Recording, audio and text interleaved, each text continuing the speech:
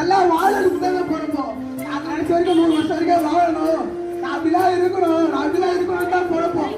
ஆனா ஒருத்தரே சாகணும்னு பிறந்தாரு. அதுவும் யாருக்காக தெரியுமா? அவருக்காக அல்ல, உங்களுக்காக. இந்த வார்த்தை கேட்டு கொண்டிருக்க உங்களுக்காக மறிக்கணும்னே ஒருத்தர் பிறந்தாரு. கர்த்தராகிய இயேசு கிறிஸ்து இந்த உலகத்துக்கு வந்தாரு. அவருக்காக அல்ல, அவருடைய சுகத்துக்காக அல்ல, உங்களுக்காக.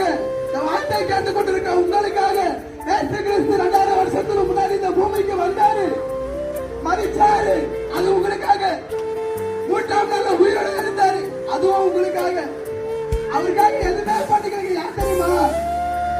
அதெல்லாம் நமக்காக பண்ணாரு. ஏன்னா நம்ம நேசிக்கிறாருங்க, நம்ம லவ் பண்றாருங்க. அவரு அதிகமா நேசிக்கிறாருங்க.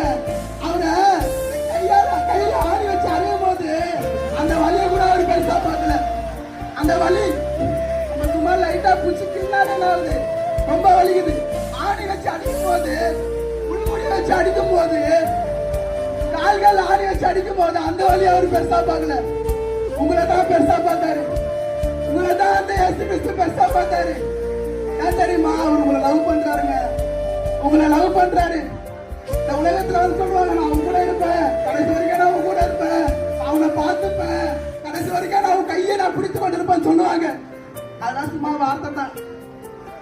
ஆனா உங்களுக்கு பிரச்சனை வரும்போது ஓடுற மதாலாவே அவங்களா இருப்பாங்க. மனுஷங்க வந்து கை விட்டுருவாங்க, சொன்னா மாறிடுவாங்க. அதெல்லாம் பண்ணுவாப்பா, நீ நாளைக்கு வாப்பா, உனக்கு கண்டிப்பா காசு தருவாப்பான்னு சொல்லுவாங்க. நாளைக்கு போனா திரும்ப நாளைக்கு வாப்பா, மனுஷங்க மாறிடுவாங்க.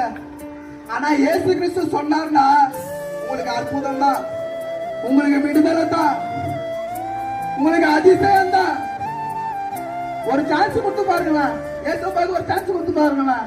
ஏன்னா அவர் உங்க நேசிக்கிறாருங்க. உங்க பக்கத்துல நின்று கொண்டு இருக்கிறாரு. இந்த வார்த்தை கேட்கிற உங்க பக்கத்துல இயேசுவா இருக்கிறாரு. இந்த பக்கத்துல நின்று கொண்டு உங்களை பார்த்து கொண்டு இருக்கிறாரு. மகனே, என்ன கூப்பிடுவியா? இயேசுன்னு ஒரு வார்த்தை கொண்டு என்ன கூப்பிடுவான்னு உங்க பக்கத்துல நின்று கொண்டு பார்த்து கொண்டு இருக்கிறாரு. இது உண்மைங்க, சத்தியம். கர்த்தராகிய இயேசு கிறிஸ்துவை பத்தி எங்க பேசுறோமோ அவர் இறங்கி வந்துருவார் அந்த இடத்துக்கு.